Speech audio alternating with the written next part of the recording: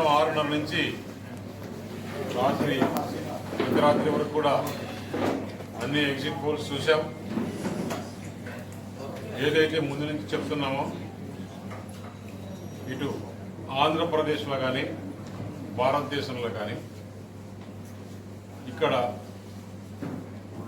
Janasena, TDP, Bharatiya Janata party కూటమి ఆంధ్రప్రదేశ్లో, అలాగే భారతదేశంలో ఎన్డీఏ రెండు కూడా బ్రహ్మాండమైన విజయం సాధిస్తున్నాయి.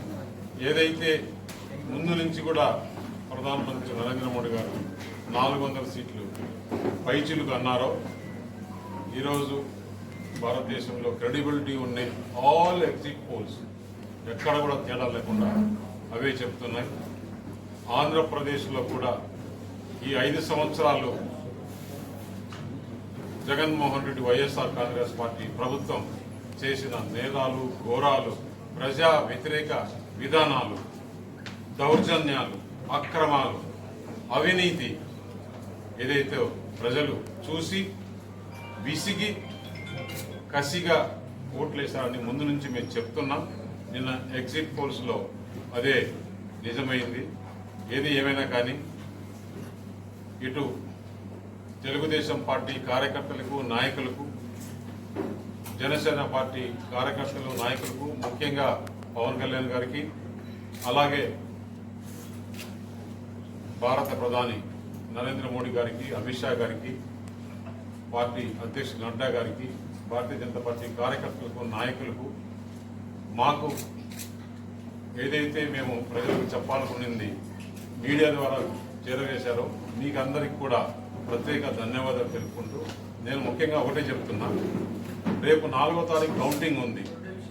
కౌంటింగ్లో అందరూ కూడా మా ఏజెంట్లందరూ కూడా జాగ్రత్తగా ఉండాలి. ఎందుకంటే పోస్టల్ బ్యాలెట్స్ గురించి మనం చూస్తున్నాం. సజ్జల రామకృష్ణారెడ్డి ఏ విధంగా వ్యాఖ్యలు చేశాడు, రెచ్చగొట్టే విధంగా వ్యాఖ్యలు చేశాడు. ఎవరు కూడా తొందరపడద్దు, అందరూ ఓపికగా ఉండండి. మేమంతా కూడా క్యాండిడేట్లు 7 మంది అసెంబ్లీ క్యాండిడేట్లు కానీ పార్లమెంట్ నుంచి కండక్ట్ చేసిన నేను కూడా అక్కడే కౌంటింగ్ దగ్గరే ఉంటాం.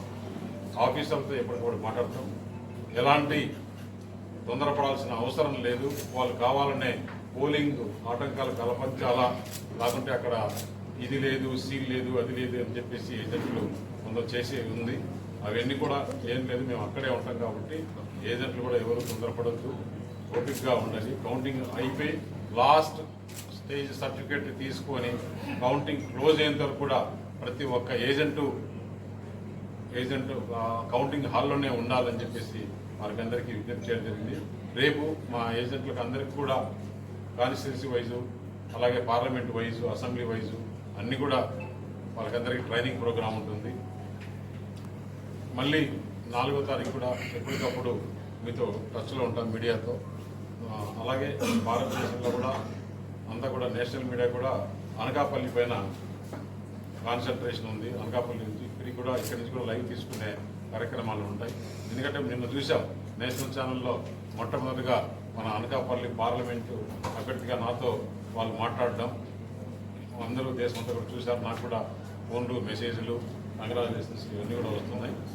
ఏదైతే ఆంధ్రప్రదేశ్లో మంచి జరగాలని ప్రజలు ఈ విధంగా ఆంధ్రప్రదేశ్ను కాపాడుకోవాలని ఆంధ్రప్రదేశ్ ప్రజలు 86% ఓటింగ్ శాతం నమోదు చేసి 83.6 నమోదు చేసి దానికి కూడా ధన్యవాదాలు తెలుపుకుంటూ రాబోయే రోజులు మంచి జరగాలి ఆంధ్రప్రదేశ్. ధన్యవాదాలు. ఒక ఆత్మ సాక్షి అనే అతను సాక్షి అని నేను ఎప్పుడూ అప్రిషియేట్ చేశాను.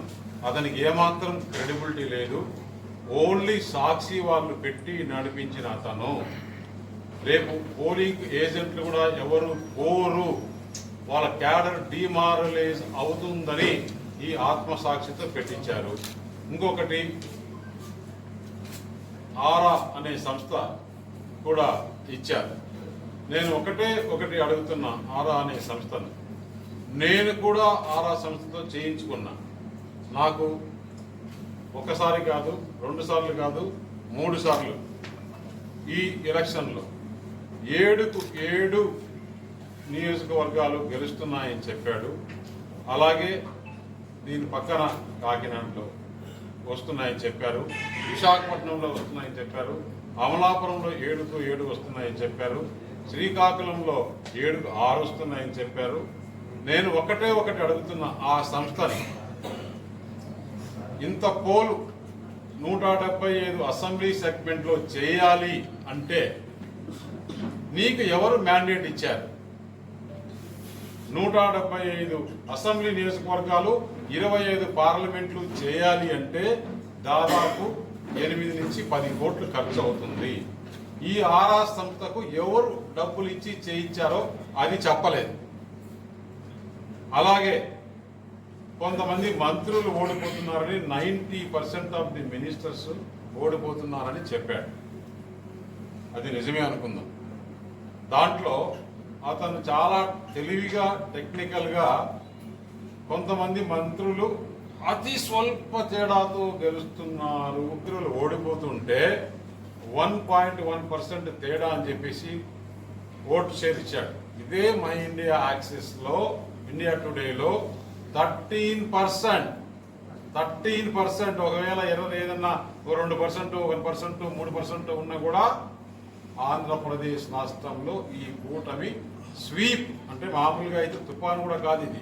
నేను పోలింగ్ సరళి చూసి నేను మీడియాతో మాట్లాడినా, మళ్ళీ ఆ రోజు ఎగ్జిట్ పోల్ రోజు మాట్లాడతానని చెప్పినా, అందుకే ఈ రోజు మీతో మాట్లాడుతామని ఇక్కడికి వచ్చా. ఆ రోజు మీరు అందరూ చూసింటారు పోలింగ్ దగ్గర ఎక్కడెక్కడ నేను బూతుల దగ్గర నుంచి బయటకు వచ్చి